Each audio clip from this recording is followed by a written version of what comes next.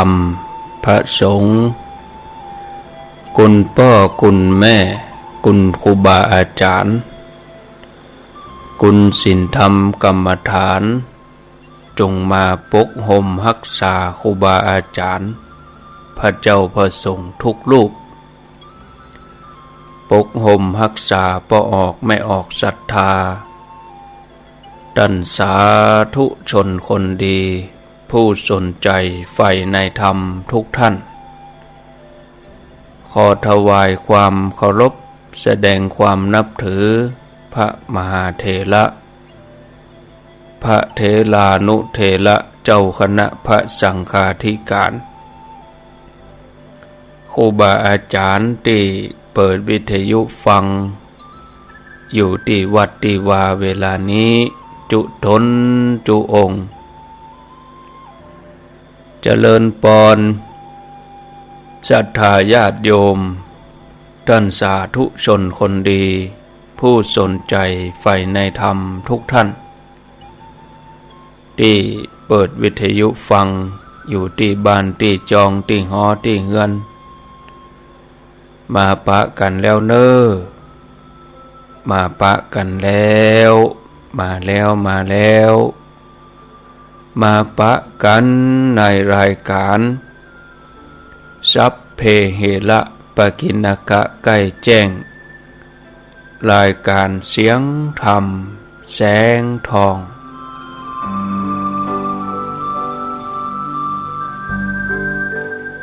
มาปะกันเจ้านี้เป็นเจ้าของวันจันทร์ที่12เดือนสิงหาคมพุทธศักราช2562วันนี้เป็นวันเดือน11ออก12ค่ำพร่ำว่าเป็นวันจันทร์12สิงหาวันแม่แห่งชาติวันนี้บ่ใช่วันเสียประจำเดือนแล้วก็เป็นวันดีด้วยเป็นวันมหาสิทธิโชคเดือน11เหนือออก12ค่ำพร่ำว่าเป็นวันจันทร์12สิงหาคม2562มาปะกันวันนี้ก็มาล่ามาจ้ามาสายสำหรับเวลาที่เราได้ปะกันแต่ก็เจ้าอยู่บางท่านก็ว่าไม่ใช่สายที่ไหนหรอตี3กึ่งบ่ได้ก็เจ้าอยู่แต่ว่าสายสำหรับคนที่รอคนรอกับคนรีบอยู่ในสภาวะที่ต่างกันคนรอก็เหมือนญาติโยมเขารอนี้รอฟังอย่างดักแซบวันนี้รอแตะรอว่าเหมือนแตะเหมือนว่า5 นาทีก็บ่มา10 นาทีก็บ่มาพอจะเกินชั่วโมงอย่างดักปิ้งอยู่เป็นจะได้จ้า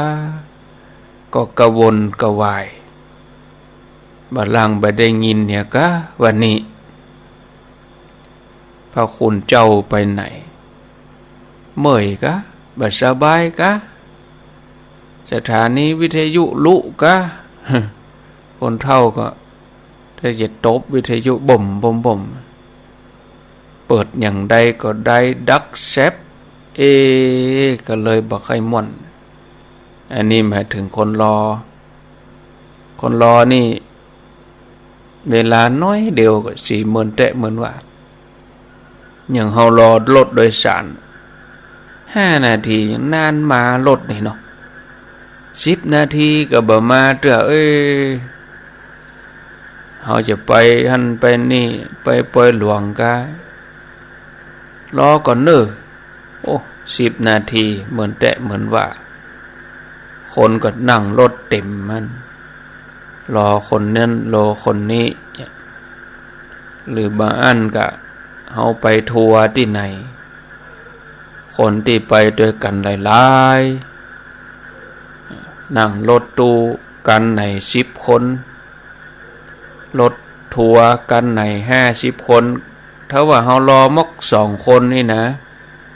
แหม8 คนก็ดีแหม40 กว่าคนก็ดีเนี่ยเริ่มบ่น5 นาทีมันเป็นอย่างเด้อถ้าเลย20 นาทีไปแล้วโอ้อย่ามาเบิ่นแท้เหมือนว่าบ่ได้ไปเด้อรออันนี้คนรอนี่40,000น่ะเนาะแต่คนรีบนี่ก็สภาวะต่างกันคนรีบนี่โอ้เวลาอย่างมันอย่างมาโวยแตะโวยว่าแต่ถ้าคนรอนี่เวลาอย่าง40,000แตะเหมือนว่า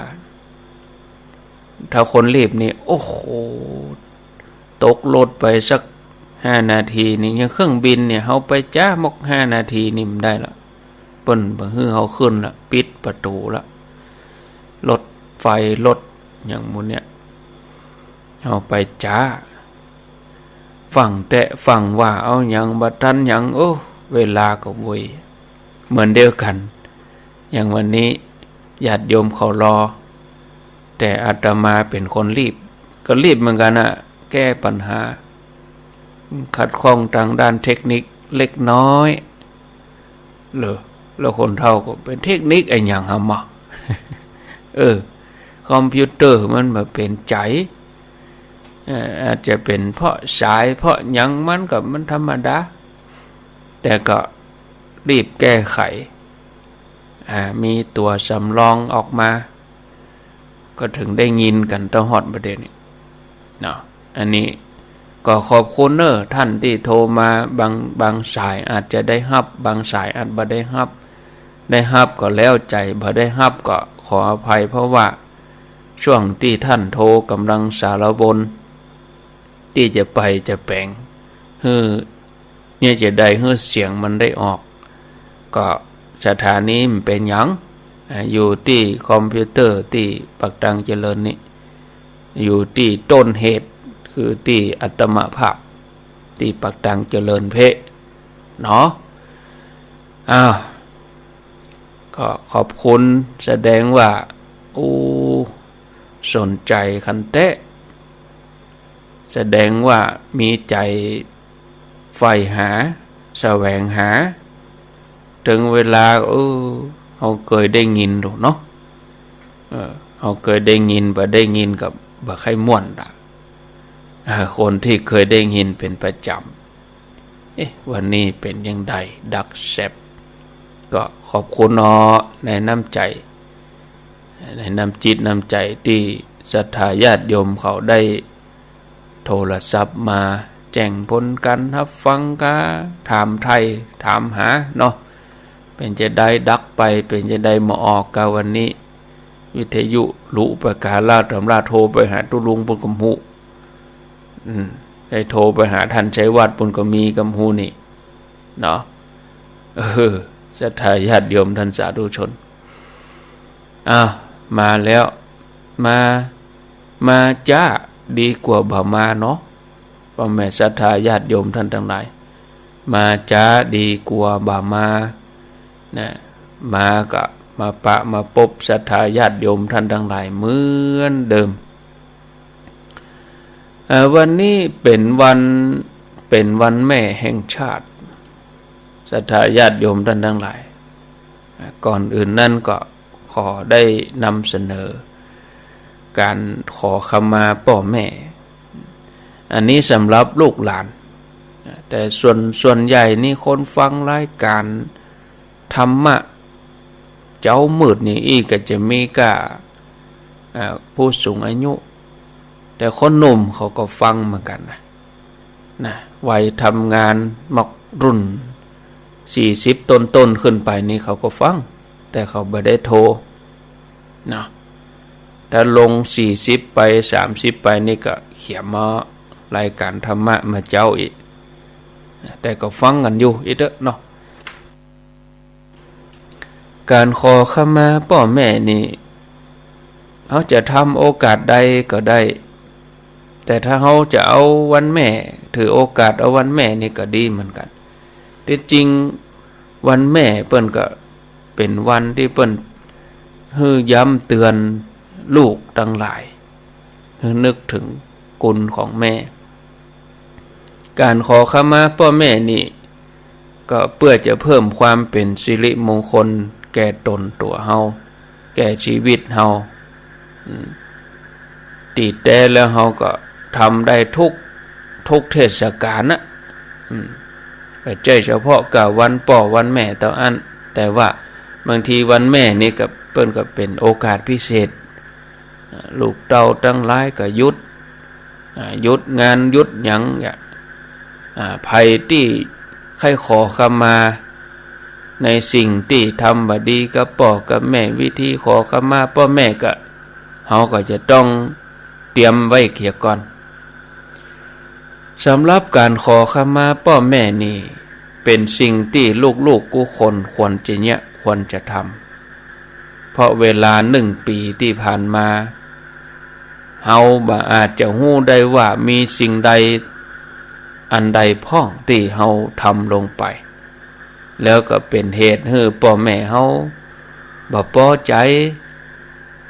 เป็นเหตุให้เปิ้นบ่สบายใจเจตนาก็ดีบ่เจตนาก็ดีการขอขมาพ่อแม่นี่ก็ยังเป็นวิธีการที่แสดงออกถึงการสำนึกถึงบุญคุณที่เปิ้นได้เลี้ยงดูเฮามาซึ่งการขอขมาพ่อแม่นี่ก็สามารถทำได้ทุกวันทุกเวลาทุกขณะทำได้ถึงวันซ้ำดีถ้าเปิ้นก่อนจะนอนเขาก็ขอขมาทุกวันน่ะเจ้ามาก็ทำได้อันนี้ก็ได้แต่ก็เอาโอกาสวันแม่นี่วันสำคัญถ้าไผใครขอขมาในสิ่งที่ทำบ่ดีกับพ่อกับแม่เพื่อความเป็นสิริมงคลกับตนกับตัวกับครอบครัวก็ลองมาพิจารณาวิธีขอขมาพ่อแม่แล้วก็บทที่เราจะได้นำมาบทกรรมกล่าวกรรมอู้เอามาฝากศรัทธาญาติโยมขอทั้งหลายในเมื่อเจ้านี้ก่อนที่จะได้นำเสนอเรื่องราวของสาระธรรมะอย่างอื่นตัวมาสิ่งที่เราจะต้องเตรียมไว้อย่างวันนี้วันแม่กับโดยความหมายเพื่อเอาดอกมะลิเนาะถ้ามันมีเขาก็สมมติว่าอยากเสาะอยากดอกมะลิอยากก็เขาก็แปลงขันเก็บดอกเก็บดวงอย่างเขาแปลงขันศีลนี่กะแต่ถ้าจะให้ดีก็ดอกมะลิแปลงพวงมาลัยดอกมะลิแล้วก็ถ้ามีเขาก็เอาแปลงขันใส่พานอย่างขันศีลขันน้ำตาลนี่ก็ได้เหมือนกันเป็นความหมายถูกเทียนแพเนาะแล้วก็เขาก็เกียมอันยังไว้ให้เปิ้นเขาจะซื้ออันยังเขาก็ซื้ออันยังลูกบางคนก็ขอโทษเนอะอาจจะมีสตางค์500ก็ปันก็แล้วแต่ที่เสาะมาหาได้ลูกบางคนที่พอจะมีการมีงานทำมีฐานะน้อยก็เกียมเอาปัจจัยใส่ซองไปก็ของกินของใจก็ได้เหมือนกันแล้วก็เขาก็พอเปิ้นหุมเป็นอย่างใส่เสื้อใส่สิ้นใส่ผ้าชุดใหม่หรือว่าอาหารที่เปิ้นมักของกินที่พ่อแม่มักพ่อแม่เปิ้นยังฮู้ว่าลูกมักอันหยังเนาะแล้วแต่เฮาก็ต้องฮู้ว่าพ่อแม่เปิ้นมักอันหยังแล้วก็เกียมกะละมังถังเปกะละมังถังเปนี่ใส่น้ำอุ่นเนาะต้มน้ำอุ่นเอามือจุ่มหม้ออุ่นแล้วก็เอาดอกมะลิลอยเหี่ยนะหรือว่าจะใส่น้ำอบน้ำหอมก็ได้แล้วก็ผ้า7 มือผ้า7 มือที่เป็นผ้าขนหนูผืนมอกศอกนี่นะสำหรับที่เขาจะเอาไป7 เท้าของเปิ้นผ้า7 มือแล้วเอาไป7 เท้าอย่างก็ เปิ้นก็เจ้าห้องว่าผ้าเจ็ดเท้าผ้าเจ็ดเท้านี่มันเป็นพรมเช็ดเท้าพุ่นเนาะแต่เฮาก็เอาผ้าที่เปิ้นเอามาใจลักษณะอย่างจะผ้าเจ็ดหน้าผ้าเจ็ดมือเนี่ยผ้าขนหนูนั่นเนาะแต่ผ้าขนหนูบางอันเปิ้นก็เอาไปเจ็ดตัวก็มีแต่เขาก็เอาผืนน้อยๆพอให้พอดีแล้วก็ถ้ามีผ้าขาวดิบก็เอาผ้าขาวดิบเนาะแล้วก็ถาดใส่ของถาดใส่ของใส่ครัวใส่หยังสถานที่นั่นก็เอากลางเตือนท่านก็ได้สถานที่ควรจะเป็นที่โล่งแจ้งมันโล่งๆไม่ใช่ว่าเป็นที่อึบที่อับแต่ถ้าว่าเปิ้นบ่สบายเปิ้นนั่งหรือเปิ้นนอนอยู่เขาก็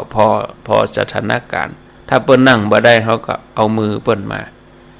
นะถ้าบ่มีเขาก็สามารถเกี่ยมอันใดอันหนึ่งเนาะอันใดอันหนึ่งศรัทธาญาติโยมบ่มีตึงมดเขาก็เลือกเอาตึง5-6อย่างที่อาตมาบอก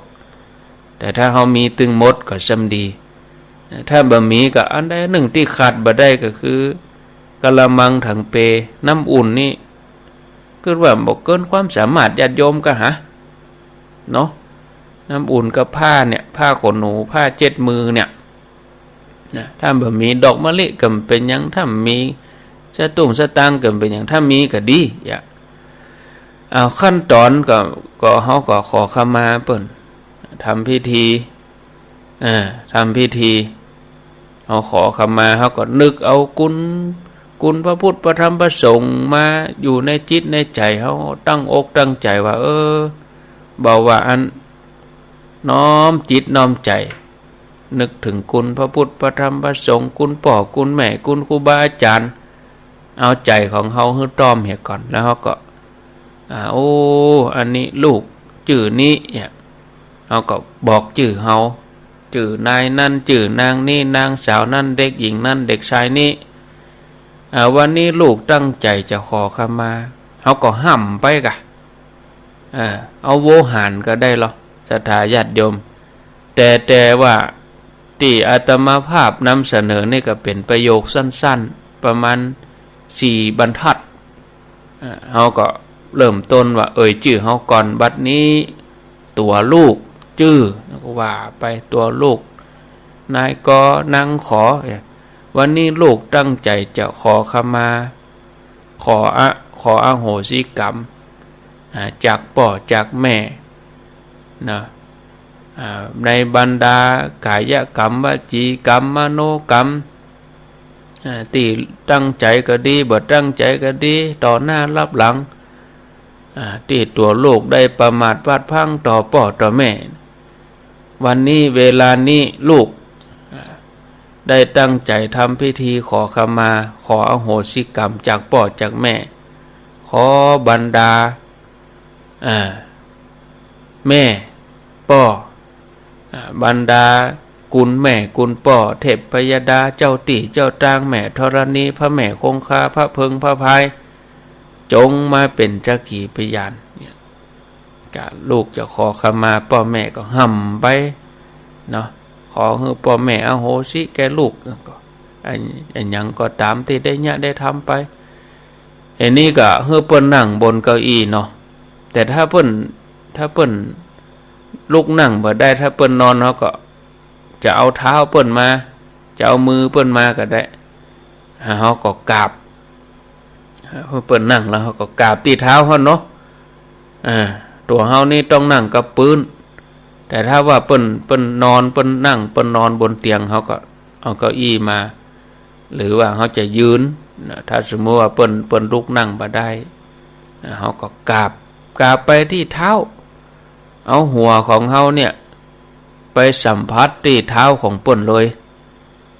ไปสัมผัสที่เท้าของพ่อของแม่เขา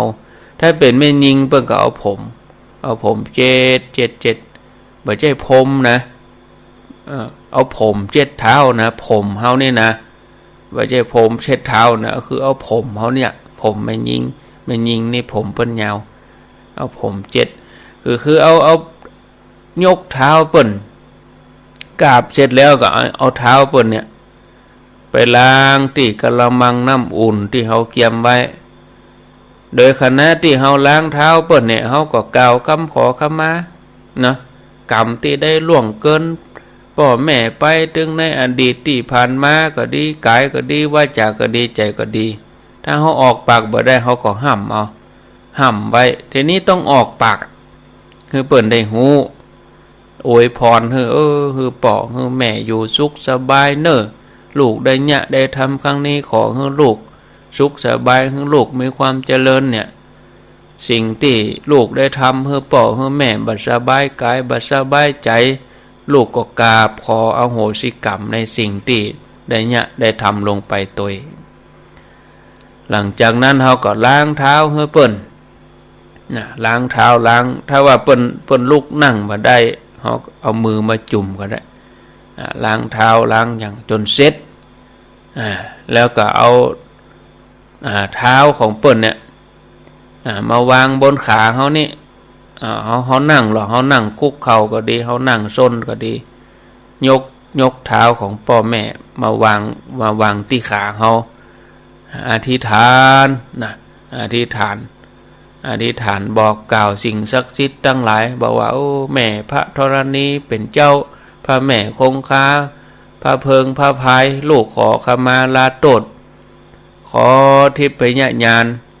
นำความดีบุญกุศลที่ลูกได้ทำครั้งนี้ไปบอกไปกล่าวเฮอกับยมมาลาดนายนิรยาบาลเฮอจ่วยบันทึกคุณงามความดีครั้งนี้ที่ลูกได้ทำไปลูกจะเป็นอย่างใดก็แล้วแต่ลูกขอฮับใจกรรมที่ได้ทำแต่หลังจากนี้ต่อไปลูกกราบขอชีวิตใหม่จากบุพการีที่นั่งตรงหน้านี้เขาก็ห้ำไปห้ำไปทีนี้เขาก็ก้มหมอบกราบโดยที่ยกเท้าของพ่อแม่เนี่ยมาวางที่หัวเขาเลยเขาก้มกราบแล้วก็ยกเท้าพ่อแม่มาวางที่หัวแต่ถ้าเปิ้นนอนอยู่เขาก็เอาหัวจุเท้าเปิ้นหลังจากนั้นก็เอาดอกมะลิหรือว่าธูปเทียนแพเนี่ยมอบให้เปิ้นแล้วก็บอกว่าพ่อครับแม่ครับพ่อเจ้าแม่เจ้าเนาะขออโหสิกรรมให้ลูกกรรมขอชีวิตใหม่ที่ดีๆให้ลูกนะแล้วพ่อแม่เปิ้นก็บางคนเปิ้นก็เอามือลูบหัวเฮาเปิ้นก็จะอวยพรเนาะอันนี้ศรัทธาญาติโยมทั้งหลายอันนี้ถ้าเฮาจะเอาบาลีเห็นหน่อยก็ได้กายกัมมังวจีกัมมังมโนกัมมังอย่างกับ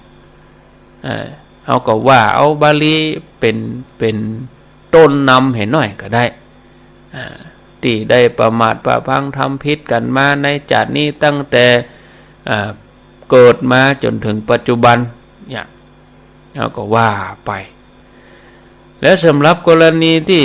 พ่อแม่เปิ้นเสียชีวิตแล้วเหรอเนี่ยจะได้อันนี้ตะกี้นี่เป็นกรณีพ่อแม่ที่เปิ้นมีชีวิตอยู่แต่ถ้าว่าพ่อแม่เฮามีแล้วเปิ้นบ่มีแล้วกรณีที่เปิ้นเสียชีวิตไปแล้วหรือว่ามีเหตุบางทีก็บ่ได้อยู่ด้วยกันเปิ้นอยู่ไกลพ่องยังพ่องบ่สะดวกพ่องศรัทธาญาติโยมทั้งหลายหลังจากที่ล้างเท้าให้พ่อให้แม่เสร็จแล้วก็ขอให้แม่นี่บางทียังสมมติว่ามีกับแม่พ่อบ่มีเนาะเขาก็เอาแม่น่ะมานั่งแล้วก็ขอให้เป็นตัวแทนของพ่อด้วยพร้อมกับขอช่วยยกโทษอโหสิกรรมแทนพ่อด้วยหลังจากนั้นก็เอาพวงมาลัยมาวางไว้กราบที่เท้าของแม่แทนพ่อเหมือนกันถึง3 ครั้งแม่ก็ยังเดียวกันกรณีมีกับพ่อก็เอาแม่มานั่งถ้ามีกับแม่ก็เอาพ่อมานั่งถ้ากรณีท่านถึง2จากเฮาไปแล้วหรอหรือว่ามีเหตุที่ยังบ่ได้อยู่ด้วยกันสำหรับกรณีนี้ก็ขอให้พ่อหรือว่าแม่ของแฟนเฮาหรือว่าตัวแทนผู้ใหญ่เฮาก็ตัวแทนญาติผู้ใหญ่ถ้าว่าบ่มีกู้ข้างบ่มีสามีบ่มีภรรยาก็เปลี่ยนเป็นปู่ย่าตายายแตนเฮาก็มอนเฮาก็แต่ถ้าบ่มีแหม เนี่ยก็ใจพ่อแม่บุญธรรมจะใจพ่อบุญธรรมแม่บุญธรรมเพียงคนเดียวหรือสองฝ่ายก็ได้ถ้าแบบมีพ่อแม่บุญธรรมแหมก็เอาครูบาอาจารย์ของเฮาที่เฮาเคารพเอาหูปเปิ้นเอาหูปที่อันมีก็ได้มากราบเอามาตั้งไว้ที่โต๊ะตั้งไว้ที่เก้าอี้กราบไว้อันนี้อย่างใดก็ดีญาติโยมก็ขอให้เฮาทั้งหลายระลึกนึกเสมอว่าพิธีที่เขาจะขอขมาพ่อแม่นี่เป็นเพียงการขอขมาให้ความผิดที่เขาได้เคยกระทำกับท่านฉะนั้นถ้าหากต้องการจะตอบแทนท่านแท้ๆขอให้เขาได้ปฏิบัติในฐานะที่เป็นลูกที่ดีกตัญญูกตเวทีต่อท่านย่อมเป็นสิ่งที่ดีที่สุดในความรู้สึกของพ่อของแม่นะอันนี้ก็ทำตัวเองให้เป็นน้องว่าเป็นอภิชาตบุตรอภิชาตบุตรของพ่อของแม่ธรรมดาเนี่ยญาติโยมป่อใจแม่ยิ่งถึงเวลาได้ลงรักปักฐานถ้าว่าอยู่ด้วยกันในครอบครัวเป็นสามีภรรยากันแล้วก็มีความปรารถนาในครอบครัวเพิ่งก็จะมีลูกน้อยไว้เป็นสมาชิกในครอบครัวเพิ่นก็กล่าวว่าเป็นความปรารถนาของพ่อแม่ที่จะมีลูกแล้วก็มีความหวังถึง5อย่าง1ลูกที่เฮาเลี้ยงมาแล้วก็จะเลี้ยงเฮาตอบแทน2ลูกที่เฮาเลี้ยงมาแล้วก็จะทำกิจการหน้าที่แทน3ดำรงวงตระกูลของเฮา4ลูกก็จะได้ดูแลทรัพย์มรดกแทนเฮา5เมื่อเฮาจากโลกไปผู้เป็นลูกก็ทำหน้าที่บำเพ็ญกุศลอุทิศบุญให้ลูกคำว่าบุตรนี่ก็คือปุตตะก็มีความหมายว่าลูกมีความหมายอยู่2ประการคือว่า1ผู้ทำสกุลให้บริสุทธิ์2ผู้ยังใจพ่อแม่ให้อิ่มให้เต็มอันนี้คือในความหมายเพราะว่าพ่อแม่รู้สึกมีความรู้สึกดีว่าวันหนึ่งตัวเก่าก็จะต้องแก่ต้องเฒ่าสิ่งที่อยากได้ก็คือความปิติความปลื้มใจในบั้นปลายชีวิตเอาไว้หล่อเลี้ยงใจให้ใจเฮาสดชื่นความปลื้มปิติจะเกิดขึ้นก็ต่อเมื่อได้ส่งผลก็คือได้หันความดีได้หันผลงานดีๆได้หันลูกทำงานดีหน้าที่การงานที่เฮาได้ทำไปยิ่งผลงานที่ดีทำไปก็ยิ่งจะชื่นใจช่วยสืบอายุสุขภาพแข็งแรงเนาะเมื่อเป็นอย่างนี้พ่อแม่ก็จะเลี้ยงพ่อลูกดูแลลูกให้ดีที่สุดที่จะทำได้หวังจะได้ดำรงวงตระกูลให้สืบต่อบัดเจ้าแต่นั้นก็จะเป็นความปลื้มปิติในยามที่ลูกได้ทำสิ่งดีๆในทางพระพุทธศาสนาเพิ่นได้แบ่งประเภทลูกไว้อยู่3ประเภทอภิชาตบุตรอนุชาตบุตรแล้วก็อาวาชาตบุตรอภิชาตบุตรอันที่1ก็คือลูกที่ดีมีคุณธรรมมีคุณธรรมลูกที่ดีมีคุณธรรมสูงกว่าพ่อกว่าแม่สร้างความเจริญแก่วงตระกูล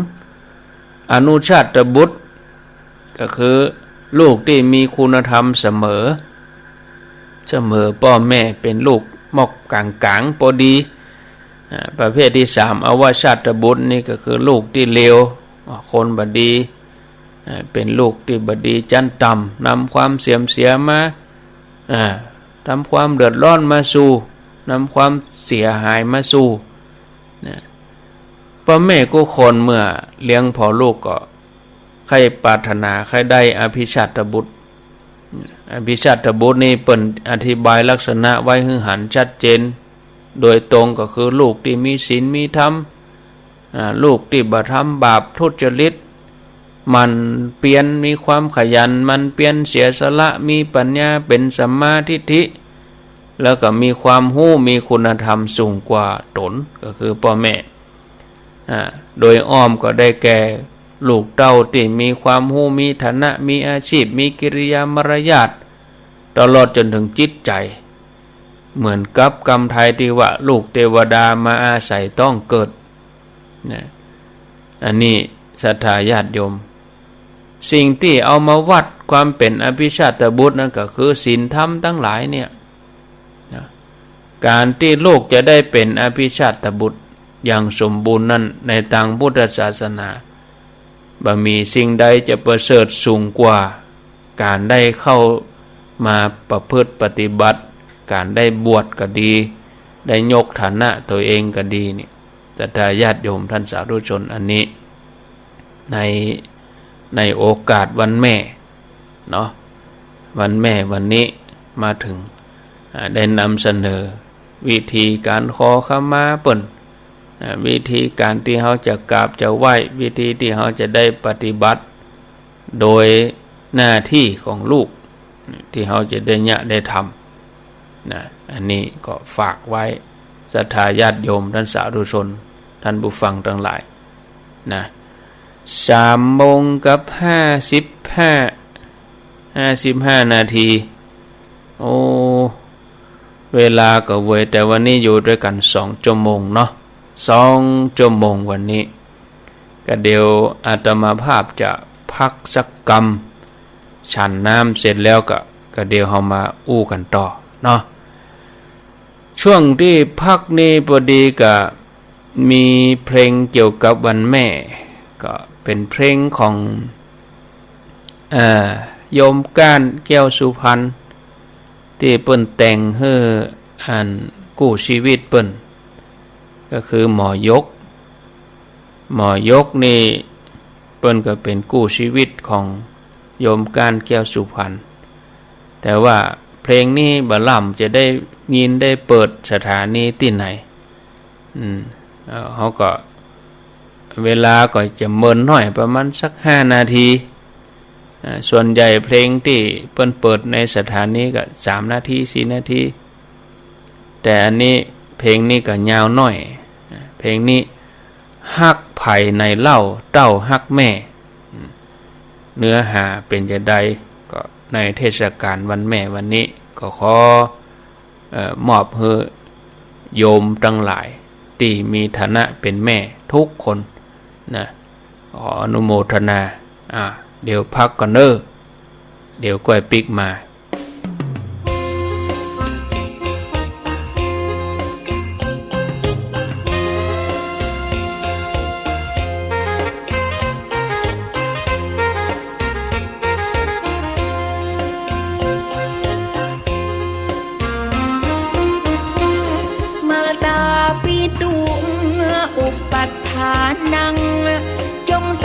ใจฟังอย่าให้สับสนขอข่าวเตือนใจให้ลูกทุกคนคิดถึงแม่ตนบุญพ้นคณะลูกหญิงทั้งหลายลูกชายเจ้าเอ๋ยจำไว้เถิดเอ๋ยแม่รักเรานาความรักของใครที่ในโลกามากเกินไปกว่ามารดาไม่มีแม่อุ้มไม่หนัก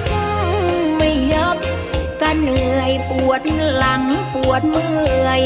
ไม่ละพละหนีหลับคาอกตักแม่ก็ไม่ผลักสักทีอุ้มเจ้าคนดีเขาที่นิทราเหนื่อยไม่เคยพักรักไม่เคยลวงแม่แสนแหนห่วงเจ้าเฝ้าหาลูกเป็นหนุ่มสาวแล้วแม่ก็เฝ้าตั้งตาลูกไม่กลับมาแม่นิทราไม่ลงเงินทองเบิกไปหรือแม่ก็ไม่เคยคิด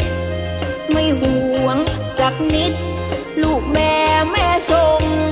ไม่คิดเสียดายไม่หมายคืนคง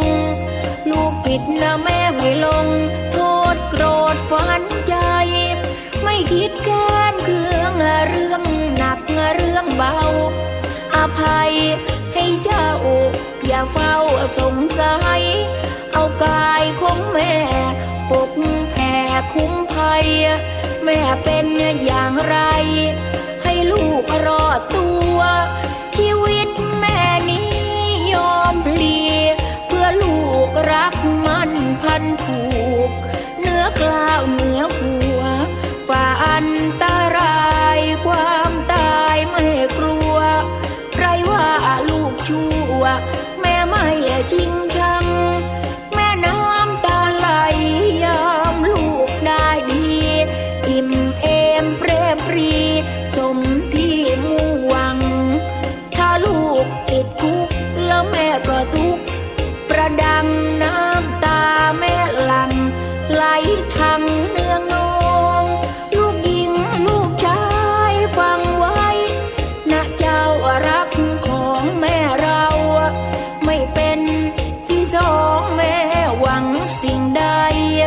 ทำให้สมปองเดินตามคันลองกะตะเวทีหนึ่งต้องเชื่อฟังคำสั่งคำสอนอย่าไปตะบอนเบือนบิดวิธีสองช่วยกิจการงานบรรดามีดูแลโน่นนี่เป็นหูเป็นตาสามอย่าทำชั่วทำตัวโสมมให้แม่ระทมเลยนะลูกนาสี่ยามใดๆจะใช้เงินตราคิดสักเงินิดว่าแม่เหนื่อยเหลือทนห้ายามที่แม่ของเราแก่เท่าจงเป็นไม้เท้าในทุกแห่งผล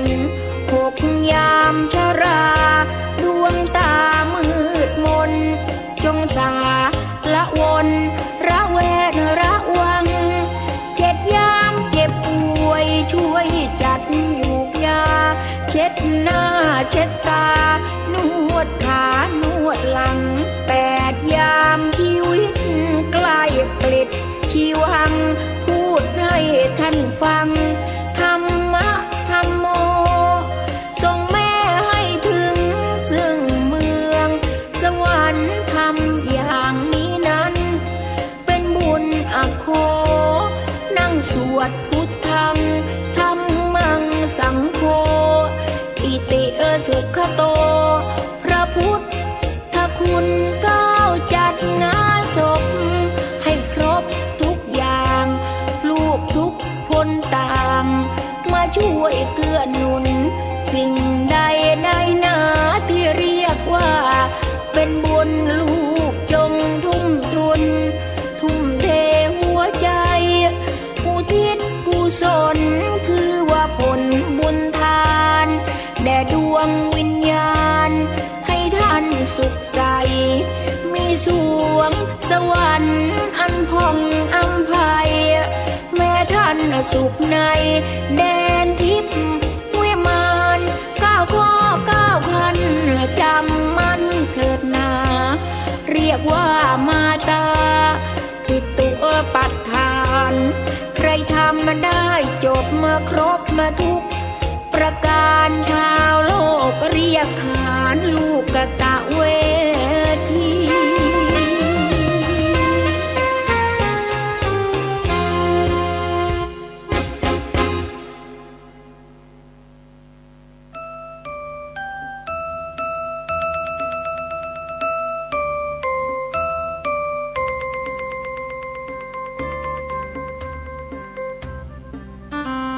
ความทุกข์ของพ่อแม่ลูกรักสิ่งที่จะทำให้พ่อแม่สบายใจที่สุดก็คือการได้เห็นลูกๆมาพร้อมหน้าพร้อมตากันมานั่งคุยกันมาทานข้าวด้วยกันมีอะไรก็ปรึกษาหารือกันแต่เรื่องที่ทำให้พ่อแม่สะเทือนใจแล้วก็ไม่สบายใจอย่างที่สุดก็คือการที่ลูกๆไม่ถูกกันไม่พูดจากันห่างเหินเมินหมางต่อกันยิ่งถ้าลูกๆอิจฉาริษยากันทะเลาะเบาะแว้งกัน หรือถึงกับฟ้องร้องขึ้นโรงขึ้นศาลเพื่อเอาแพ้เอาชนะห้ำหั่นกันเองแล้วก็ ยิ่งทำให้พ่อแม่สะเทือนใจมากขึ้นมันถึงกับให้พ่อแม่นอนสะอื้นทุกคืนทีเดียวล่ะลูกเมื่อลูกยังเล็กๆกันอยู่ลูกทะเลาะกันบ้างตีกันบ้างพ่อแม่เห็นเข้าแม้จะไม่สบายใจอยู่บ้างแต่ก็ทนได้เพราะเดี๋ยวก็ดีกันลืมเรื่องที่ทะเลาะกันแล้วก็เล่นหัวกันต่อไปเรื่องของเด็กก็เป็นอย่างนี้แหละไม่เก็บเอามาเป็นอารมณ์นานแต่เมื่อลูกซึ่งโตๆกันแล้วมาทะเลาะกันมันดีกันไม่ได้เร็วเหมือนตอนเป็นเด็กพ่อแม่เสียใจมากหากลูกเป็นอย่างนั้นพ่อกับแม่หวังว่าลูกคงเข้าใจหัวอกของพ่อแม่ในข้อนี้ดีพ่อกับแม่จึงอยากย้อนยุคไปหาอดีตที่ลูกๆมาพร้อมหน้าพร้อมตากันมาทานข้าวด้วยกันไปมาหาสู่กันเหมือนตอนเด็กๆถ้าเป็นได้พ่อกับแม่คงจะนอนตายตาหลับนะลูก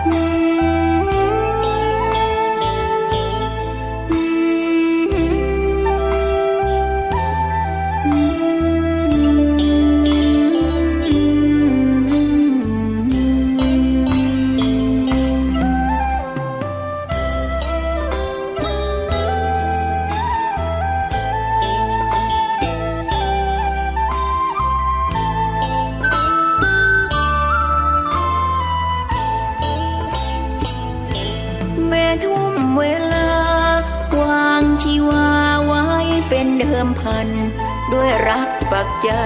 เป็นตายไม่หวั่นรักของแม่นั้นไม่มีวันหายลูกเป็นดวงตานำมาทั้งกายและใจแม่เฝ้าประคองปกป้องพ้องภัยแม่พร้อมพลีกายให้ดวงชีวาลูกอ้อนโยเยแม่โอละเฮกล่อมไกวแม่อดแม่หิวแทบจะขาดใจแม่ก็ทนได้นะลูกจ๋าขอเพียงอยู่ใกล้เป็นกำลังให้แม่ทุกเวลาลูกเป็นดวงใจลูกเป็นแก้วตาแม้สิ้นชีวาแม่ไม่เสียใจ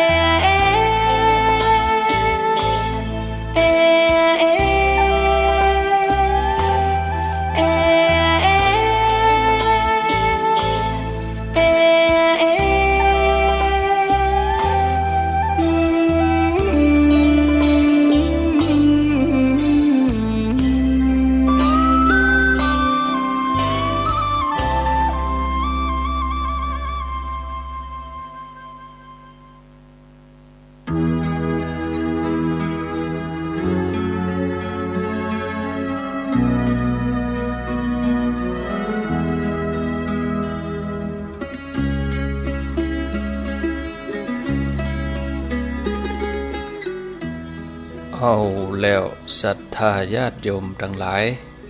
ได้พักฉันน้ำเดินไปเดินมายืดเส้นยืดสายก็ผ่อนคลายไปปิกมาอยู่ด้วยกันแถมชั่วโมงสุดท้าย4 โมงกับ10 นาที4 นาฬิกา10 นาทีท่านผู้ฟังกำลังฟังรายการเสียงธรรมแสงทองรายการสัพเพเหระปกิณกะใกล้แจ้งสำหรับวันนี้รับผิดชอบดำเนินรายการโดยอัตมภาพพระครูอภิวัฒนวิกรมวัดปากตางเจริญตำบลดอยหล่ออำเภอดอยหล่อจังหวัดเชียงใหม่เป็นผู้ดำเนินรายการมาพบญาติโยมท่านทั้งหลายที่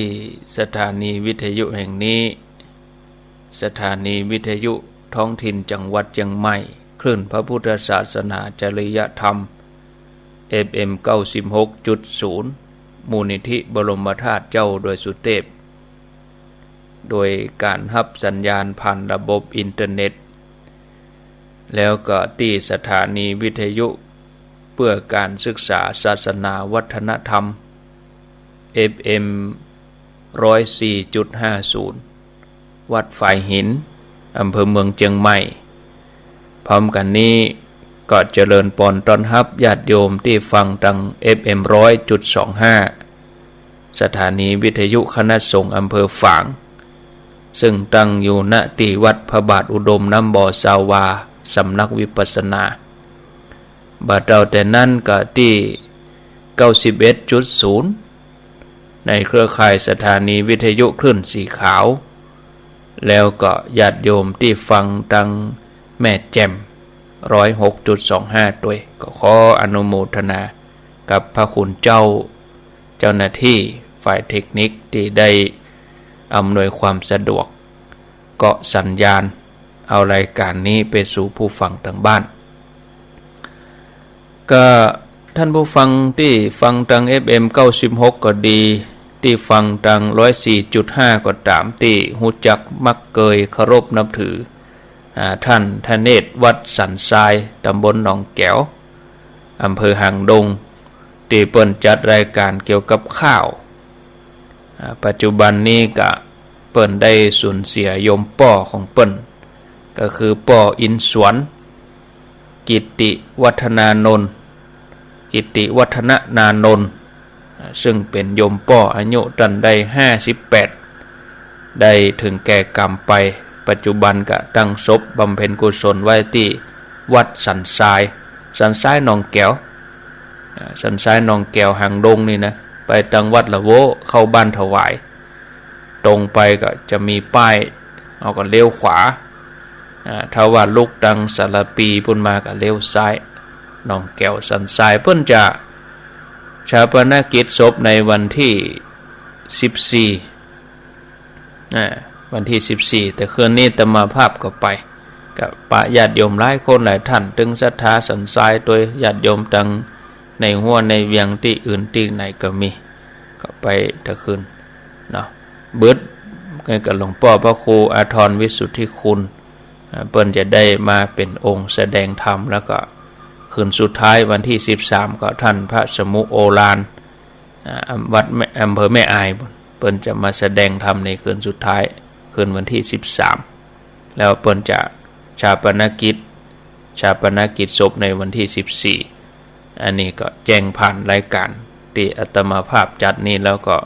เบิดช่วงบ่าย3ก็จะแจ้งรายการแถมกรรมเนาะถ้าบ่ลืมนะถ้าบ่ลืมก็จะแจ้งผ่านแถมกรรมสำหรับงานที่จะมีนี่ก็ขออนุญาตแถมงานหนึ่งเนาะศรัทธาญาติโยมข่าวสารงานบุญแถมงานหนึ่งกับวันนี้ถ้าว่าญาติโยมว่างเว้นภารกิจบ่ได้ไปที่ไหนวันนี้ทางคณะที่จัดรายการในส่วนของคลื่นสีขาวนี่จะจัดกิจกรรมวันแม่วันนี้วันที่12ที่วัดม่อนห้วยแก้ว เวลาตั้งแต่9 โมงเป็นต้นไปญาติโยมว่างเว้นมาได้ไปที่ไหนก็ขอเจริญพรเพื่อข้อตอนแล้วก็เพิ่นจะมีการทอดผ้าป่าสร้างเจดีย์ที่วัดม่อนห้วยแก้วโดยศรัทธาแม่ฟองจันทร์แม่ฟองกิ่วแก้วพร้อมกับคุณเชิดพงษ์กิ่วแก้วเพิ่นจะมาทอดผ้าป่าแล้วก็เขาก็ร่วมจัดกิจกรรมในวันแม่วันนี้วันที่12ที่วัดม่อนห้วยแก้วเจริญปอนเนอะเวลา9 โมงเป็นต้นไปขอเชิญชวนร่วมทอดผ้าป่าสามัคคีทำบุญสร้างอาคารพระราชวชิระโสพลทำตึกบำบัดพร้อมกับครุภัณฑ์การแพทย์โรงพยาบาลบ้านห้องร่วมกับพระเดชพระคุณหลวงปู่พระพรหมมงคลที่บริเวณหน้าโรงพยาบาลบ้านห้องจังหวัดลำพูนโดยพันพระอาจารย์สมคิดวัดดอยหลังถ้ำอำเภอบ้านห้องตำบลสีเตี้ยอำเภอบ้านห้องในวันอาทิตย์ที่25 สิงหาคม 2562เวลาตั้งแต่9 โมงเป็นต้นไปอันนี้ญาติโยมจะร่วมบุญกุศลก็เจริญปอนเนอะที่โรงพยาบาลบ้านห้องวันอาทิตย์ที่25 สิงหาคม 2562ร่วมกับพระเดชพระคุณหลวงปู่พระพรหมมงคลแล้วก็ท่านพระอาจารย์สมคิดวชิระปัญโยวัดดอยหลังถ้ำอำเภอบ้านห้องตำบลสีเตี้ยอำเภอบ้านห้องจังหวัดลำพูนในวันที่25 สิงหาคมก็เชิญชวนศรัทธาญาติโยมท่านสาธุชนทุกคนทุกท่านเนาะเอาต่อนนี้ไปก็จะได้มามาจากกันถึงเรื่องราววันนี้วันแม่ก็จะเน้นในเรื่องของหน้าที่ลูกพ่องความกตัญญูก็ญาติโยมวันนี้เป็นวันสำคัญถ้าว่าวิธีที่เขาจะตอบแทนบุญพ่อแม่ไปสู่สิ่งที่ดีที่สุดศรัทธาญาติโยมระดับพื้นฐานทั่วไปก็อย่างที่เขาได้หู้อย่างที่เขาเข้าใจการทำหน้าที่ของลูกที่มีต่อบุพการี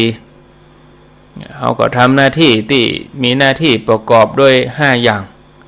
เปิ่นเลี้ยงเขามาเขาก็เลี้ยงเปิ่นตอบแทนจ่วยการงานหน้าที่การงานดำรงวงตระกูลประพฤติตนให้เหมาะสมกับการรับมรดกเมื่อเปิ่นล่วงลับไปเขาก็อุทิศบุญอันนี้ถ้าว่าเขาจะทำหน้าที่ยกขึ้นมาแถมถ้าว่าเปิ่นบ่มีศรัทธาเขาก็เฮือเปิ่นมีศรัทธาถ้าเปิ่นยังมีศีลก็เฮือเปิ่นมีศีลเปิ่นบ่มีใจบุญเขาก็เฮือเปิ่นมีใจบุญเปิ่นยังบ่ได้ประกอบด้วยสติเขาก็เฮือเปิ่นประกอบด้วยสติถ้าบ่มีโอกาสได้พบทางสว่างเขาก็เฮือเปิ่นได้มีโอกาสได้พบทางสว่างศรัทธาญาติโยมท่านสาธุชนทั้งหลายนะพระองค์ตรัสว่าลูกที่มีความกตัญญูบางทีก็อยากจะตอบแทนคุณพ่อคุณแม่ให้ดีที่สุดต่อให้เอาพ่อแม่เอามาไว้บนบ่าขวาบ่าซ้ายปรนนิบัติตั้นถึง2ให้ได้รับความสุขอย่างเต็มที่ในสมบัติในมนุษย์สมบัติเท่านี้บอกว่าจะกินกามเกียรติจนกระทั่งปัสสาวะอุจจาระหดที่บ่าของเขาจนวันหนึ่งตั้นถึง2ล่วงลับไปแต่การปฏิบัติพ่อแม่ทำถึงขั้นนี้ก็น่าว่าเป็นการแสดงความ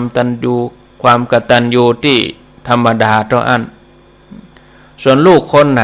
ต้องการจะดูแลพ่อแม่แสดงความกตัญญูปฏิบัติมาอย่างเอาทั้งหลายก็จะต้องนำตนให้เป็นคนนำพ่อนำแม่เข้ามาสู่เส้นทางธรรมบางทีเขา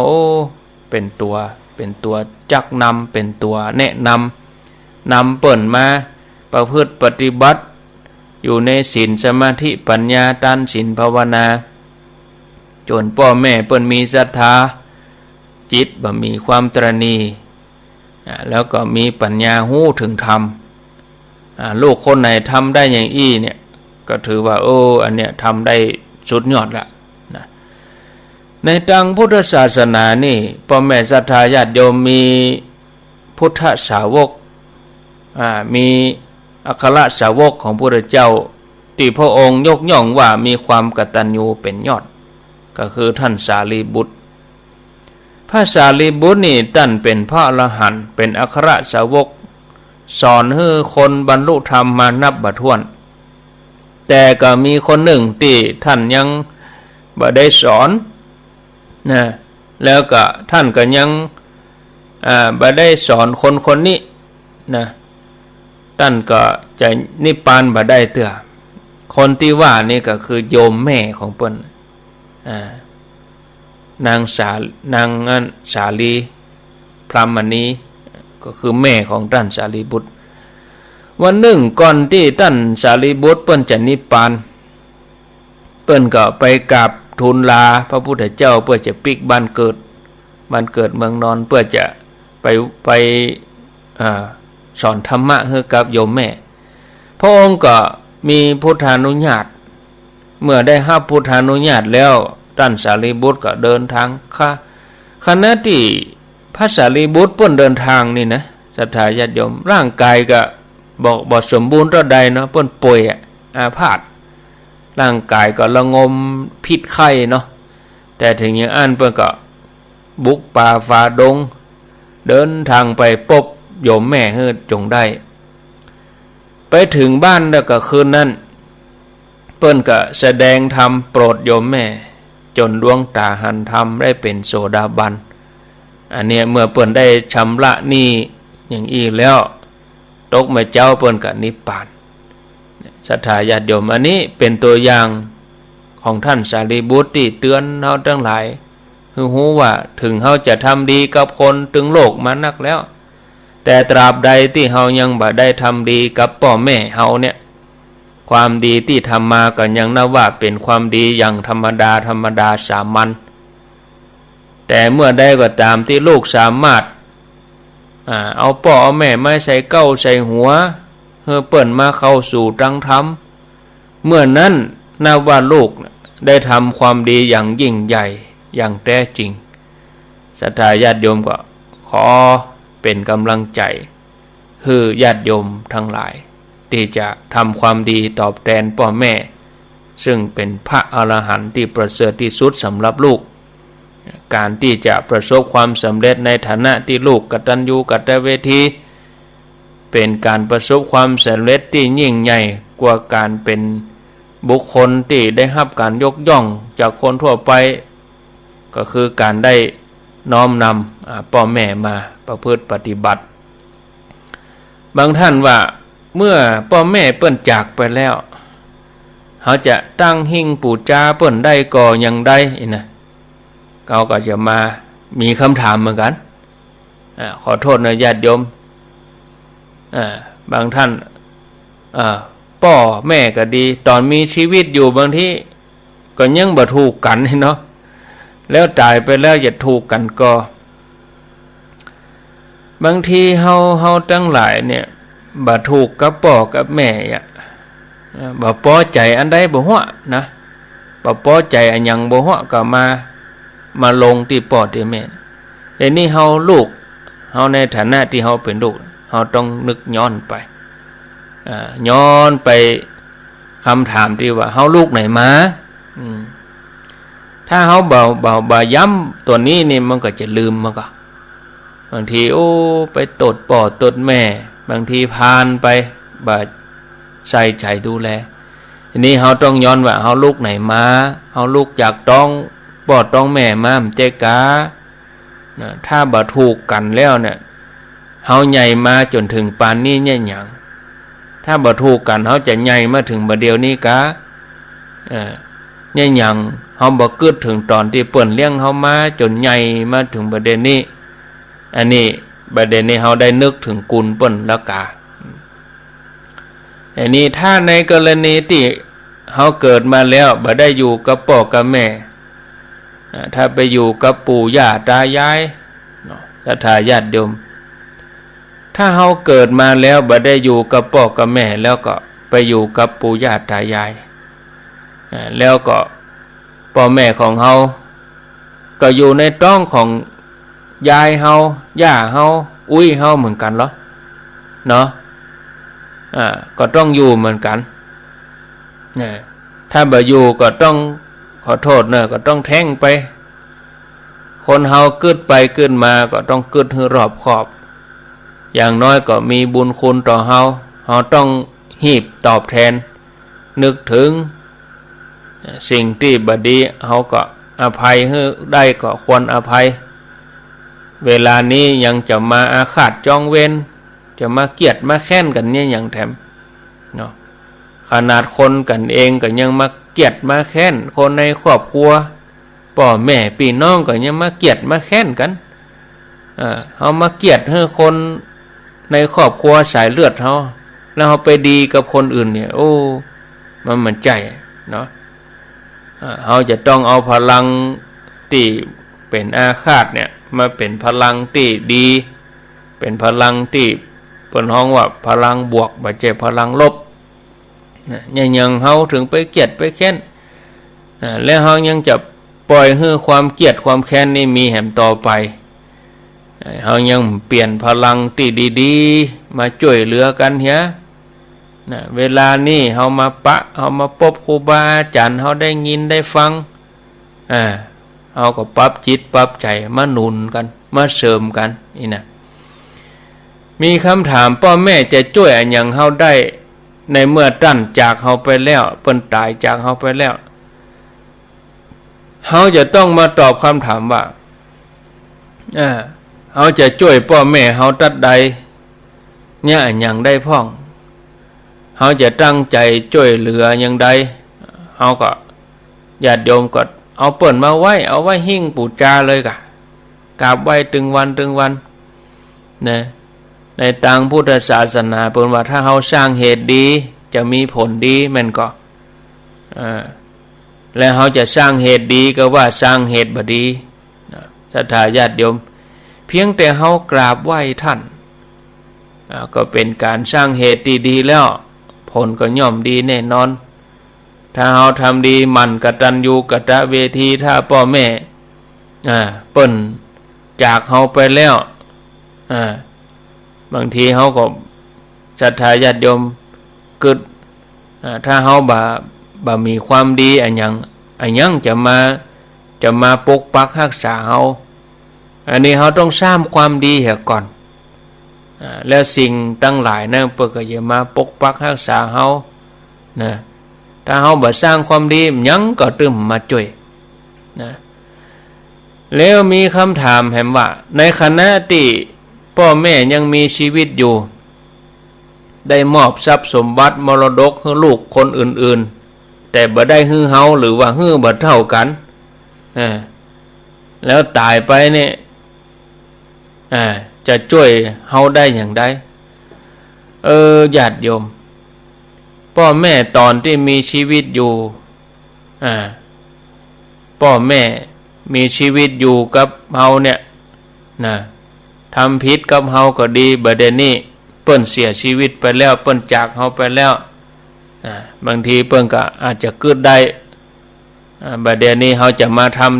ำเปิ้นก็จะมาทำดีกับเฮาบางที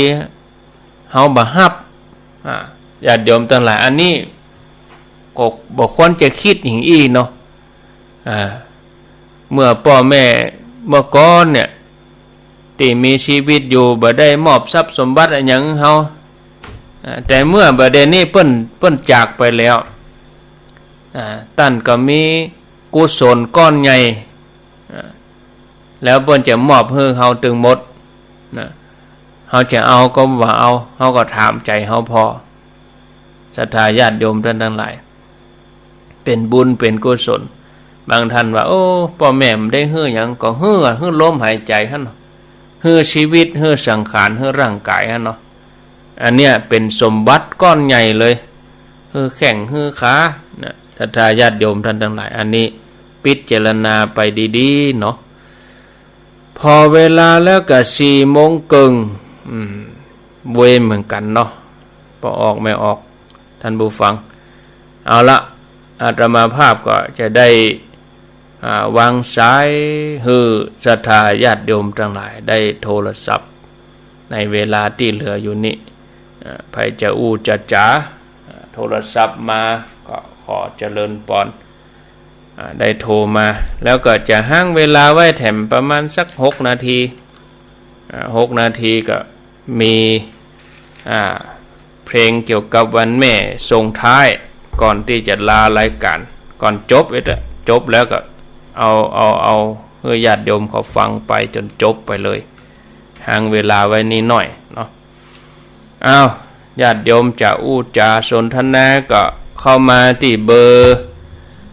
0998366322ลูกมาแล้วกะเจริญปอนแล้วด้วยครับส่งตังค์ให้แม่แล้วได้2,000ดีผมบอกผมมารอวันแม่ผมเก่งแล้วผมได้ตลอดไปเลยโทรหาแม่ทุกวันครับดีกะเพราะว่าบ้านผมอยู่เป็นที่พิษณุโลกพิษณุโลกปุ่นก่อนโทรหาเปิ้นดีผมมาอยู่นี่ตั้งแต่39อ่ะครับก็เลยดูว่าเป็นคนเชียงใหม่ได้ไงเนี่ยได้กะสำเนียงก็เป็นคนเมืองเนี่ยเนาะมันเหมือนกับคนพิษณุแล้วนี่บ้านผมเขาว่าคนเชียงใหม่ได้ไงแล้วอยู่ไหนก็ม่วนหั่นโมทนาเนอใช้ต่อไปเจริญปอนจากไอ้สาท่านพระครูเจ้าจากที่ไหนตัวแทนพี่น้องให้กันยังไม่ใส่ทองเจ้าฟังชัดดีเนาะเจ้าโมทนาเนอว่าอันผลของแม่เนี่ยลูกที่ดีก็ดีเนาะดีแล้วอยู่ดีมีสุขดีแสดงความกตัญญูอย่างภาคสายไปอ่ะไหนอ่ะแม่ไปกดใส่โทรศัพท์ภาคสายไปเจริญปอนเจ้าไว้จ้าเจ้าห้วยโทกเจ้าแม่ฟังเจ้าป่าปูบ้านโฮงฟังชัดดีเนาะพ่อแม่นี่ทุกเที่ยงยังไม่ได้ซ่าอย่าเนาะแม่นี่ก็ได้อันยังสักจ้างเถอะพ่อแม่ได้มีร่ำเดี๋ยวนี้มีแล้วกันเจ้าคือห่อยก็มีวันนั้นเสียงลูกน้อยมาได้พอคอยเพิ่นดีสักครั้งเพิ่นก็บ่ค่อยสบายเนาะเจ้าคือหาเพิ่นก็ทำบุญอุทิศกุศลให้กับเปิ้นเนอะเจ้าโมทนาเจ้าไว้สาธุเจริญปอนเจ้ากราบไหว้สาเจ้าท่านพระครูแม่ใส่พินกะเจ้าแม่ใส่พินตรงซานฟังชัดดีกันนี่แม่เจ้าเสียงดังฟังชัดดีนะฟังตี104นี่เนาะเจ้า104.5แม่ใส่พินตรงซานอนุโมทนาเนอเจ้าไว้ถวายใจท่านพระครูเนอสาธุเจริญปอนแต่ก็ทำก็คูอันนี้โรงพยาบาลแล้วนะฟังท่านพระครูเถอะเนอะฟังชัดดีเนาะมันดีกับตัวกับทำพุทธศาสนาเป็นดีนำทางหน้าเนาะเขาพระพุทธเจ้าเลยนะเจ้าดีแล้วตั้งใจเจ้าโมทนาโชคดีเจริญปอนไว้สาครับจากดังใดหลวงพ่อบุญปาไว้สาสุมาเด้อหลวงพ่อคนบัดเดี๋ยวนี้จะยากอย่างอาจารย์นี่ยากเนาะเขียมนะมันใครมีนะเด้เนาะมันใครมีมันมีจะส่วนน้อยเอาก็ลนลงเนาะลนลงคือเขาทำครับมันไม่เกี่ยวกับจิตสำนึกครับจิตสำนึกนี่แน่นอนหลวงพ่อนี่ลูกเจ้าตึงวันเหมือนกันเนาะ ครับโอ้ดีกะโอ้กึด ตึ ตึ ง ง เจ้ารับพี่อ่ะ เศรษฐีแล้วพกเนาะ ได้กันสร้างความเพียรนะอาจารย์ ครับ เตรียมตัว โอ้จะไปเอี่ยวหาอยู่นะเอี่ยวหาหลวงพ่ออยู่นะไปเอี่ยวหาอยู่ โอ้ครับ ไว้ชา เนาะ เนาะ มันเล่นเหมือนกันเขาปากันละลมเด็ดอ่ะ โอ้แน่นอนปะกันทุกวันครับโอ้แจ่มใสสดชื่นเนี่ยหลวงพ่อบุญปันนี่ผิวพรรณวันหน้าปกตินะเจริญปน ไหว้สาเจ้า วัดเกตกะลาม เจ้า วัดเกตกะลาม พระครูเจ้า แม่จันติบ พวงมาลัยสักพวงเราจึงดีใจเลยเจ้า ดีใจ ขนาดนั้นตาเรามือเจ้า แน่นอน หายากก็เจ้า ก็มันอยู่ที่สำนึกเนืองหลวงพ่อว่าเนืองหลวงพ่อบุญปันว่านะมันอยู่ที่เขากึดเอาที่เขากึดใจอยู่ที่เขากึดเอาคนเดียว ไม่ได้ว่าอย่างเขานะก็มันก็ได้เวลาได้เขาจึงมีมาเขาต้องกึดได้เนาะเขาก็อยู่ของเขาไปอวยพรให้เขาเจริญอวยพรให้เขามีความเจริญปัญจุกปัญใจอวยพรให้เขาอะค่ะเนาะแม่ก็ไหว้แม่เขาพวกอะแต่แม่เปิ้นมันมีเขาน่ะกะเขาก็มีแม่เขาอยู่สาธุเนอสาธุเจริญปน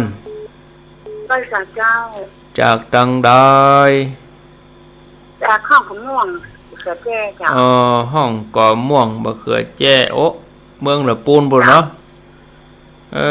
ฟังชัดดีเนาะเจ้าฟังตึงวันเนาะฟังตึงวันเจ้าบางวันก็เบิดกันมนนำได้โทษได้เจ้ามนนักแก่ห้องก่อม่วงตำบลบะเขือแจ้โอ้ลายน้ำปิงปุ่นธรรมะวันนี้ดีเจาะสอนใจได้ดีขนาดเลยโยมมีป่อมีแม่อยู่ก็ขอโทษนะมีแม่เจ้าลองไปทำเห็นเนอะตีแนะนำนี่นะเกียมกะละมังถังเปน้ำอุ่นเนี่ยไปทำเห็นเนอะโมทนาก็เอาน้ำล้างเท้าเปิ้นมาลูบหัวช่วยหน้าเจริญปนเจ้ากลับไปซะเจ้าอันนี้บันทิไม่ใช่อันนี้ฝั่งมินไม่ใช่เจ้านั่นฝั่งมินนี่อำเภอหยังอำเภอเมืองกระปูนเนี่ยเจ้าอำเภอเมืองนี่เนาะฟังคลื่นไหนในตัวเมืองอันประเดี๋ยวนี้ฟัง91เจ้า91ก็ได้กะเจ้าได้เจ้าอีชัดเจนดีไม่เจ้าอีนะนี่ก็รบกวนหน่อยนึงฝ่ายนี้เปิ้นเปิดสถานีหลายเนาะเจ้า91ฟังมินฟังชัดดีเนาะเจ้าชัดเจนดีฟังกันมาเมินละกาเจ้าฟังมาเมินแล้วจะมาโทรยากหน่อยเจ้าโทรติดยากน้อยเป็นยังอ่ะยินดีเจ้ากาไปจบดีเนอโอ้ลายใหม่ๆมาหลายรูเนาะนี่เจริญปนโอ้ป่อบุญมีครับป่อบุญมีเมืองกลางเนาะครับฟังชัดดีเนาะแม่มีอยู่ก่อนี่ล่ะโอ้ไปเนี่ยเนอะที่บอกตะกี้นะแนะนำหาโอกาสทำให้เอาแม่เจ้านี่ก็ได้แม่แรงบึดก็ได้เนอะเกียมผ้าเกียมกะละมังถังเปใส่น้ำอุ่นเหียอยากเกียมได้ก็ของมื้อนี้ได้ทำเหียสาธุดีฮอกกลัวไปขอขมาตอนที่เปิ้นบ่ฮู้สึกตัว ไปขอขมาตอนนอนในร่องนี่ว่าเฮือตึกเปิ้นก็บ่รับรู้เจริญปน10 นิ้วไว้สาท่านพระครูครับโอ้มาแล้วเนาะมาแล้วมันนึกว่าบ่ได้ยินเหตุการณ์ไอ้นอรอดไหนก็ได้ดักแซบผมก็จะกึ่งมาจะดีกว่าดีแต่วันนี้สติทำดีมากอันนี้ลุงจะบันทึกไว้ในหัวใจแล้วก็เขียนให้หน่อยเพื่อว่าวันหน้าวันตาเนาะแต่โหเห็นนิมนต์ไปเตะเขาก็เอาข้อความของท่านคุณเจ้าเนี่ยนะจับใจความอันใดฟ้องวันนี้จับใจความตั้งแต่แรกที่เขาเป็นคนที่จะมาได้อย่างมาเราอีกถามเรียนมาได้ยังนี่นะครับลูกตั้งใดมาเขาถามตรงนี้นะคนเนี่ยกันพ่อแม่ไม่รู้ยังพ่อแม่ยังว่าพ่อเลยนะอันนี้ในความใหญ่เนี่ยเนาะบางคนคือคนไงก็จะอาจจะลืมไปหน่อยลืมกะแรกลืมกะพออาจารย์เตือนอีปุ๊บเหมือนท่านหลวงพ่อว่าประเดี๋ยวนี้มันเริ่มแต่ที่สำนึกแต่เขาขอสร้างประเดี๋ยวนี้เริ่มสร้างแล้วนะครับเริ่มคนเขาจะไม่ได้เลยนะคุณแม่แต่ก็ขอแสดงความเสียใจกับท่านคุณเจ้าวัดสันทรายหนองแก้วครับใช่น้องแก้วไปกูคืนนั่นเองอยู่ใกล้น้ำม่อนนะเนาะแม่แต่ยังท่านคุณเจ้าเนี่ยไปได้ทุกที่สุดกลางแล้วเนาะต่างจะเลยเนี่ยการสถานีใหญ่รถกันได้ว่าก็จะจอดปักร้านเจริญกันเลยเนาะขอบคุณนะคุณเจ้าโอเคไว้ชาหลวงพ่อมานิดหลวงลุงเจริญปนไว้ชาครับตุลุงอันนี้จากดังใดฮะจอยหลังทำครับโควิดแหละเนาะครับผมโควิดรอเดี๋ยวนี้จะได้ไปวิดน้ำในป่าลำไยฝนตกวันนี้ไปทำบุญให้แม่ที่วัดระยาวนะครับวันนี้นะจะไปกราบรูปแม่ก่อนเนาะลุงเนาะดีกะวันเขาบอกมีแม่แล้วเขาก็ไปไว้จะกะเอาน้ำส้มปล่อยไปพาผายกราบรูปเพิ่นแล้วก็ไปทำบุญให้เพิ่นที่วัดระยาวเนี่ยถูกต้องแล้วกระดูกกาหยังกาวหูบเอาหยังมาตั้งมาไหว้เนาะแม่เจ้าเนี่ยเอาไหว้พระไหว้หยังพระพุทธพระธรรมพระสงฆ์แล้วเขาก็มาไหว้หูบแม่หูบป่อครับมากราบมาไหว้แม่นี่เสียไปได้14 ปีละถ้าเปิ้นมีหูบมีหยังก็เอามาเจ็ดมาสวยเนอะครับเอาผ้าจุบน้ำมาเจ็ดมาหยังจะเฮือเปิ้นได้มองได้สายใหญ่ก็ปุ้งวันเหียเบ้อเหียยุ่งนะครับพ่องนี่ไข่แมงสาบพ่องหยังพ่องอย่าครับสาธุเป็นกำลังใจทุกครับเอาอันหูเปิ้นมาเจ็ดมาทำความสะอาดกะเนอะโยมเนอะหูป่อหูแม่เฮา0998366322วันพุธวันการนี่จะเอาเรื่องอโหสิกรรมนี่เนอะวันพุธนะวันพุธนี้จะนำเรื่องอโหสิกรรมมาวันพุธมีชั่วโมงเดียวเจริญปนไปสาเจ้าจากตังใดจากบวกก้างสันกำแพงบวกก้างฟังชัดดีเนาะเจ้าฟังชัดดีเจ้าแต่ว่าก็มีโน้ศรัทธาบวกก้างไม่เอวหาแต่ว่านี่นะฟังกันตลอดกันได้เจ้าฟังทุกวันเจ้าฟังแต่ว่านี่ญาติโยมลุงยองดีกะแต่ว่านิยมรุ่งที่วากะขันแยงปันเจ้าเป็นหลานแม่มกำเนาะเจ้าเป็นหลานบ่ได้ไปก็พอดีรถมันรถเก่งมันไปว่าเชียงเสร็จโอกาสหน้าเนาะเจ้าขอไว้สารนะเจ้ามาวัดบกก้างอ่ะคนก็อันใจดีได้ป้าพระครูเอกอ่ะได้ฟังกันดีเหรอเปิ้นตั้งใจฟังกันดี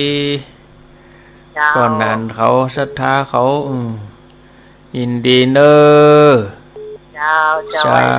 ธุบวกก้างสันกำแพงเจริญปนสาธุเจ้าจากตังใดสารปีส จารปีสีบุญเรืองเจ้าสีบุญเรืองแม่ฟังชัดเจนดีกาเจ้าฟังชัดเจนดีวันดีเจ้ามีสติสนใจเจ้าฟังคลื่นยังคลื่น96เจ้า96นี่เนาะเจ้าโอ้วันนี้ไหลเชาะยังได้ก็ได้แต่เจ้าตั้งแต่เจ้าแต่ต้นน่ะเจ้าฟังกันไปนะเจ้าขอบคุณเนอขอบคุณเจ้าสาธุสาธุ0998366322อ้าวรับก่อนเจริญพรเจริญพรอ้าวเจริญพรเจ้าที่เจ้าอ้าวว่าไปเลยอย่างดาวแซ่บมั้ยแม่นี่ตอนนี้เนาะเจ้าลูกก็มาทำก็อยู่อ๋อดีแล้วเนาะแต่พ่อแม่ของแม่นี่เสียแล้วเนาะมีแล้วก็เอาโหเปิ้นมาตั้งเด้อเอาโหเปิ้นมาตั้งไว้ถ้าเฮามีโต๊ะหมู่ก็เอาวางหลุมโต๊ะอันอิงโต๊ะหมู่เอาหลุมพระเจ้าหน่อยเอาชื่อหน้าเฮานะเฮาก็กราบก็ไหว้ไว้ตึงว่าเนาะดีกะเอาไว้ข้างๆก็ได้ไว้ตั้งหน้าก็ได้เอาผ้ามาเจ็ดมาทำความสะอาดเถอะนะโอ้วันนี้ถ้าว่าถ้ามีเปิ้นเนี่ยเฮาก็ไปได้ไปได้จ่าไปได้ฟังไปได้ขินได้ตานเนาะชีวิตทั้งชีวิตโมทนาสาธุเจริญพรไหว้สาเจ้าจากที่ไหนจากบ้านที่เจ้าบ้านที่หลงเจ้าไปหลงอยู่ไหนหลงอยู่บ้านที่หลงใหญ่บ้านหลงเนาะเจ้าบ้านที่หลงฟังทีดีกว่าเจ้าฟังชัดเจนดีเจ้าฟังกันหลายก็หลายก็เจ้ามันเมื่อคืนนี่ก็ฟังกันอยู่เจ้านี่นะชัดเจนเนาะเจ้าชัดเจนเจ้าขอบคุณเนอพี่น้องบ้านที่เจ้าไปจ้าเจ้าดีใจแล้วโทรมาอีกก็แล้วใจแล้วก็เจริญพรไปสาเจ้าท่านครูจากตังใดท่านสายไม่ย่อยเจ้าแม่ย่อยฟังชัดดีเนาะเจ้ายมพ่อแม่ยังมีอยู่ก่อแม่มันมีแล้วเจ้ามีแต่พ่อมีก็หลวงพ่อเจ้าเอาหลวงพ่อนะกะมาเฮาทำเป็นตัวแทนทำอย่างที่อาตมาแนะนำแต่เกียเนอะโอกาสทำคือหลวงพ่อมุนปั่นนั่นแหละเจ้าอันกะสาธุเจริญพรเจ้าจากตังใดโทรมาจากบ่อสร้างแม่รีวิทยุหน่อยแม่ว่าน่ะแล้วก็อันจุดเลยว่าตานี้แม่รีวิทยุหน่อยเจ้าปิดวิทยุก่อนปิดวิทยุก่อนปิดวิทยุก่อนเนาะเจ้าปีละอีกาแล้วแม่โทรมันตัวอันแม่บอกงูเบอร์โทรแล้ววันนี้แม่จูดเอาถ้าฟังถึงวันน่ะก็สบายนอนเป็นลูกได้ผ่าตัดสันหลังแล้วใครดูแลฮะเนาะเจ้าแล้วก็นอนอยู่ที่หน้าร้านนี่กะไผ่มีคนดูแลอยู่กะแม่ของตัวแล้วก็อันฟังให้ถึงวันน่ะวัดวังสิ่งคำว่าท่าใบอีเนี่ยไม่ได้ฟังนะแล้วก็เดี๋ยวนี้ได้เบอร์โทรใหม่ได้เบอร์โทรนี้ดีแล้วเนาะเจ้าอนุโมทนาเนอตามตอนคิดจะฆ่าตัวตายอ่ะโอ้ไปเนี่ยเนอะไปเนี่ยมันนึกถึงบ่อถึงแม่น่ะอันเพิ่งสร้างเขามาเนาะทำไมอินดูบนนี้มันอินากะแล้วเดี๋ยวนี้นอนฟังเนี่ยให้ฟังถึงวันถ้า3 โมงมาถึง2:00ละดีเย็นนี้ฟังขึ้น9:06เนี่ยโอ้ขอบคุณเนอ เจ้า สา เจ้า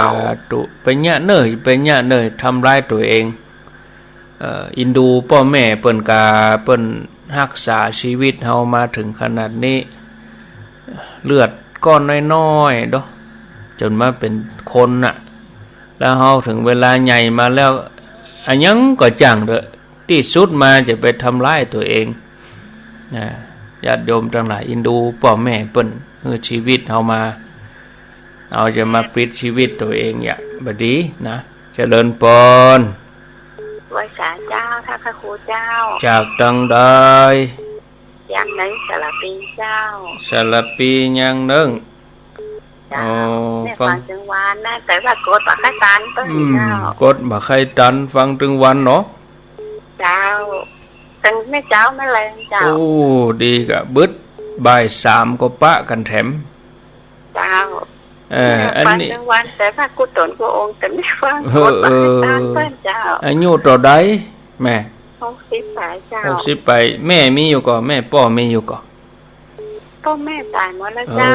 เอาโหเปิ้นมาเนอะโหเปิ้นมาทำมาไว้เนาะเจ้าเจ้าสาแม่ก็ไหว้สาถึงวันนะเจ้าสาธุสาธุเนอะเจ้าเจ้าดีมีสุขเจริญพรไหว้สาเจ้าจากที่ไหนศพเตี้ยเจ้าศพเตี้ยหมู่หยังหมู่1เจ้าบึดหมู่2นี่มันไกลกันกะปะไกลเจ้าบึดก็ไปปะกันนะแม่เจ้าเจ้าบึดที่หอประชุมเนาะเจ้าหอประชุมหมู่บ้านหมู่2พุ่นนะเจ้าสจ.สมบูรณ์เพิ่นนิมนต์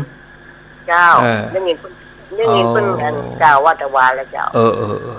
สักทุ่มปลายเนี่ยเนาะเจ้าโมทนาเนอไว้สาธุแตกะแม่อันบุญปั่นแล้วเพิ่มโทรมาจะมาก็ลืมเหมือนกันนะเดี๋ยวก็จะได้ข่าวเฮ้อเปิ้นเห็นหน่อยเจริญพรจ้าไว้สาเจ้าท่านพระครูจากที่ไหนสังกัดก้อมเจ้าแม่บุญกะเจ้าแม่บุญสบายดีเนาะแม่บุญเนาะเจ้าสบายดีเจ้าท่านเจ้าตามอัตภาพแม่สบายตามอัตภาพเจ้าฟังกันตลอดเนาะฟังทั้งวันกูติกูต่างหมดดีละยินดีเนอเจ้าไว้เจ้าสาธุสุดท้ายที่แม่บุญเนี่ยเนอะแม่บุญมีบุญทุกคนตึกแต่เพราะว่าประเด็นนี้4:52 พอดีเพลงที่จะเอาใส่ไว้เฮือนี่มีเวลา7 นาทีดีเดี๋ยวเปิ้นจะบรรจบเนาะอาตมาจะลาในเพลงเกี่ยวกับแม่นี่ของโยมก้านแก้วสุพรรณนี่เหมือนกันเปิ้นแต่งไว้ตอนที่เปิ้นบ่เสียชีวิตละแต่บ่ได้ออกอัลบั้มซะครับเปิ้นเอามาฝากไว้เฮือแต่มามีอยู่12เพลงเพลงนี้7 นาทีชื่อเพลงว่ากล่อมแห่เปรโยนเนาะเอาฟังไปในวันแม่นี้เราก็ลวดลาจากกันไปเจริญพร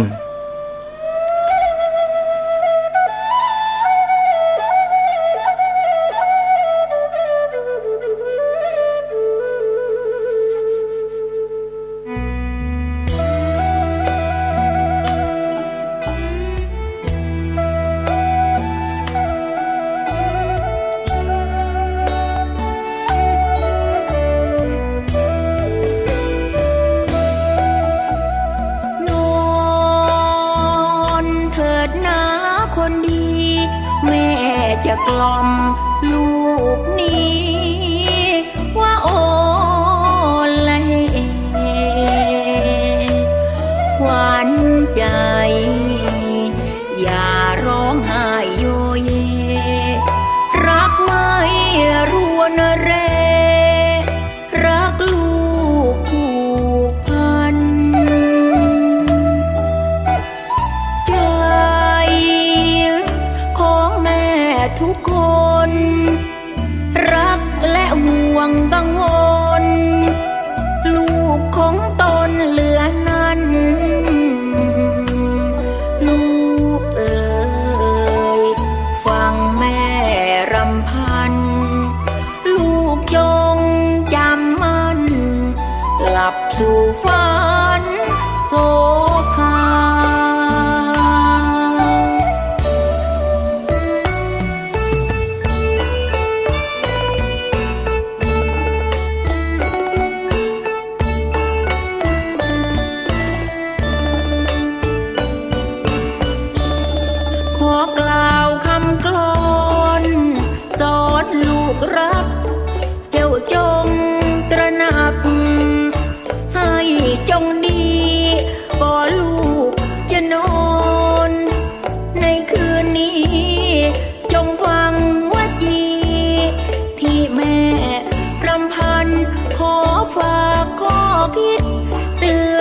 ตลูกไว้ฝากข้อเตือนใจบันได9 ขั้นกล่าวโคลนสอนลูกด้วยใจผูกพัน9 ข้อ 9 ขั้นจำมันฝันตาหนึ่งอยู่กับพ่อและอยู่กับแม่อย่าตั้งงอนแงกับพ่อแม่นะยึดหลักปักมันกตัญญูตากราบไหว้บูชาช่วยเหลือเจือจุน2ต้องภาคเพียรเรียนวิชาการครูบาอาจารย์ก่อการเกื้อหนุนคุณครูทุกคนละเลิศล้นพระคุณจิตท่านการุณต่อสิทธิ์ของตนสามัคทยัดประหยัดอดออมจะไม่ตรมตรอมเพราะความขัดสนประชันวิบัติประหยัดโสพลพ้นความยากจนเป็นคนมั่งมี4 การพนันจะพลันย่อยยับชีวิตจะตกอับดับรัดสมีไฟไหม้10 คนโจรปล้น10 ทีมันก็ยังดีกว่าการพนันค้ายาเสพติดมีพิษแรงร้ายจะเสพมาหรือขายโทษร้ายมหันต์ยาบ้ายาอีมีสารพันจงเว้นเสพมันยาอันตราย6จงจำไว้ผูกมิตรไมตรีกับคนดีๆมีเพื่อนมากหลายคบเพื่อนใจจริงทั้งหญิงและชายขึ้นเหนือลงใต้ไม่มีอับจนเจตนารู้จักให้จิตใจเอื้อเฟื้อรู้จักจุนเจือแก่ผู้ขัดสนทำบุญสุนทานเป็นการมงคลมาอับน้อยอยู่บนพอเหมาะพอดี8 เรื่องศีล 5รักษาให้ครบศีลส่งประสบมาพบความสุขีสิ้นกันวิบัติกำจัดราคีชาติหน้าชาตินี้มีแต่คนบูชาก้าวอย่าปล่อยจิตคิดแต่มัวเมาอย่านึกว่าเราจะอยู่ข้างฟ้าโออะนิจจังลวัฏสังขาราทุกคนเกิดมากายพันแปรคนสัตว์ทั้งหลายตายได้ทันทีชีวิตเรานี้ไม่มีเที่ยงแท้คนที่ประมาทละมัดจุราชตามแจตายแล้วนอนแผ่ไม่เหลืออะไร9 ข้อ 9 ขั้นจำมันเถิดนาชีวิตลูกยาพาสุขสดใสก้าวไปให้มัน9 ขั้นบันไดแม่ขอเตือนใจให้ลูกจดจำ